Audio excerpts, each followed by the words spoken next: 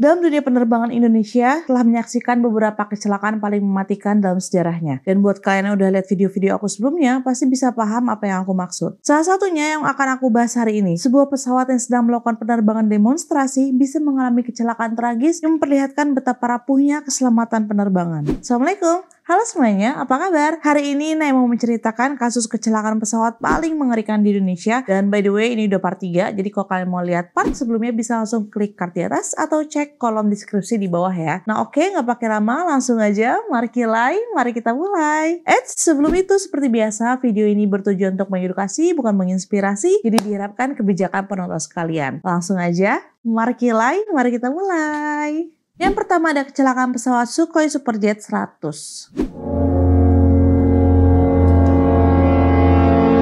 Pada tanggal 9 Mei 2012, cuaca di Jakarta tampak mendung, memberikan suasana sedikit suram yang tidak diharapkan akan menjadi latar dari sebuah tragedi. Hari itu, Sukhoi Superjet 100, pesawat penumpang produksi Rusia, sedang dalam misi penting untuk memukau para pebisnis dan wartawan Indonesia dengan penerbangan demonstrasi dari Bandara Halim Perdana Kusuma. Pesawat ini adalah pesawat kebanggaan Rusia, penanda kemajuan teknologi mereka setelah era Soviet. Penerbangan pertama pada pagi hari berjalan dengan sempurna. Pesawat lepas landas berputar menuju Pelabuhan Ratu dan kembali dengan mulus. Semua penumpang yang diundang terkesan dengan keunggulan teknologi yang ditampilkan. Namun, penerbangan kedua yang dijadwalkan siang hari itu membawa takdir berbeda. Pukul 14.21 waktu Indonesia Barat, pesawat yang membawa 50 orang termasuk 42 undangan dan 8 awak pesawat asal Rusia lepas landas dengan harapan yang tinggi. Saat pesawat menuju kawasan pegunungan di selatan Jakarta, pilot meminta izin untuk menurunkan ketinggian dari 10.000 kaki ke 6.000 kaki pada pukul 14.26 WIB dengan tujuan untuk menunjukkan kemampuan pesawat di ketinggian yang rendah. Namun tanpa disadari, pesawat semakin mendekati wilayah berbahaya di sekitar Gunung Salak. Dalam sekejap, komunikasi dengan menara kontrol terputus dan pesawat hilang dari radar. Keesokan harinya, di tengah suasana penuh kecemasan, puing-puing pesawat ditemukan di lereng Gunung Salak pada ketinggian sekitar 5.500 kaki. Tragisnya, seluruh penumpang dan awak pesawat tewas dalam kecelakaan tersebut. Investigasi oleh Komite Nasional Keselamatan Transportasi atau KNKT mengungkapkan bahwa kecelakaan ini disebabkan oleh kombinasi kesalahan navigasi oleh pilot, kurangnya peringatan dini dari sistem pesawat, serta cuaca buruk dan kurangnya kesadaran situasional.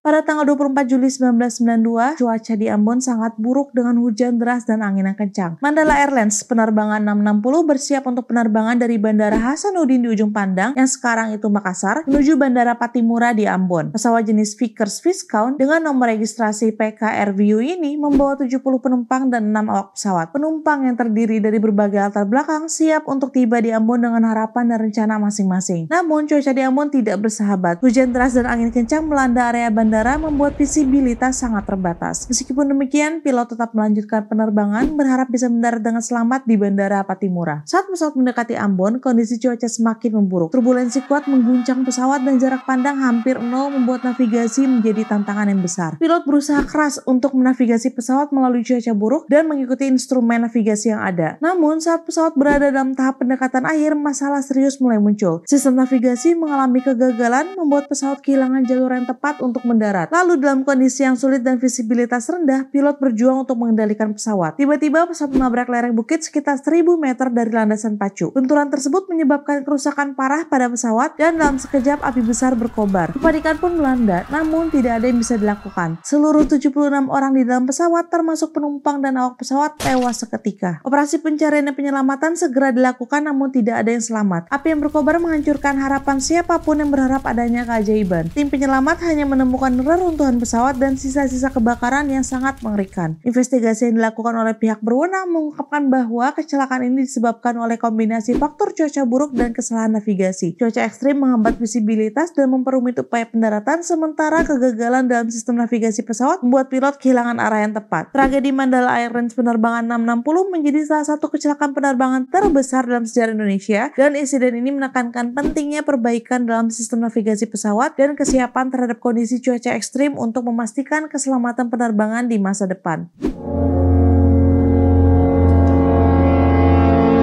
Pada pagi hari tanggal 17 Juli 1997, cuaca di Bandung sangat cerah, menandakan awal yang baik bagi penumpang Sempati Air penerbangan 304. Pesawat Fokker F-27 dengan nomor registrasi PKYPM milik Sempati Air lepas landas dari Bandara Hussein Sastra Negara pada pukul 11.46 WIB. Pesawat ini dipiloti oleh Kapten Bambang Rudi Santoso. Tidak ada yang menduga bahwa dalam hitungan menit penerbangan ini akan berubah menjadi mimpi buruk. Pesawat yang berangkat dari Bandung menuju Jakarta ini membawa 45 penumpang dan 5 awak pesawat. Hanya 3 menit setelah lepas landas, mesin kiri pesawat tiba-tiba mati dan mulai mengeluarkan asap yang pekat. Keadaan darurat ini segera dilaporkan oleh kapten kepada menara pengawas di Hussein Sastra Negara. Dengan tenang namun penuh ketegangan, Kapten Bambang memutuskan untuk melakukan pendaratan darurat di landasan pacu 13 di Pangkalan Udara Sulaiman. Dalam hitungan detik, suasana di kabin berubah menjadi mencekam. Pilot berusaha keras untuk mengendalikan pesawat dan kembali ke bandara, namun pesawat terus kehilangan ketinggian dengan cepat. Penumpang berpegangan erat, berdoa agar mereka bisa selamat. Namun harapan itu pupus ketika pesawat akhirnya jatuh di area pemukiman perumahan di Margahayu, Bandung. Detik-detik yang mencekam itu diakhiri dengan pesawat jatuh di tanah berlumpur, menimbulkan ledakan hebat dan api mulai menjalar ke segala arah. Tim penyelamat segera tiba di lokasi, namun mereka dihadapkan pada pemandangan yang memilukan dengan reruntuhan pesawat dan rumah-rumah yang hancur berserakan di mana-mana. Dari 50 orang di dalam pesawat, 28 penumpang dan 5 awak pesawat tewas dalam kecelakaan tersebut. Sementara beberapa orang di darat juga terluka. Investigasi kemudian mengungkap bahwa kecelakaan ini disebabkan oleh kegagalan mesin dan prosedur darurat yang tidak efektif. Tragedi ini meninggalkan luka mendalam bagi keluarga korban dan memberikan pelajaran berharga tentang pentingnya keselamatan dan pemeliharaan pesawat yang ketat. Nah, itu dia mengenai kasus kecelakaan pesawat terburuk di Indonesia. Kalian udah pernah dengar mengenai kecelakaan-kecelakaan ini belum? Gimana pendapat kalian mengenai video ini? Share juga ya pendapat kalian di bawah, dan kalau kalian ada ide untuk next video, bisa banget DM aku di IG aku @nadiarahmatin. Dan thank you udah nonton video ini sampai habis. Semoga kalian suka dengan cara aku menyampaikan ceritanya. Sampai ketemu lagi minggu depan. Bye-bye.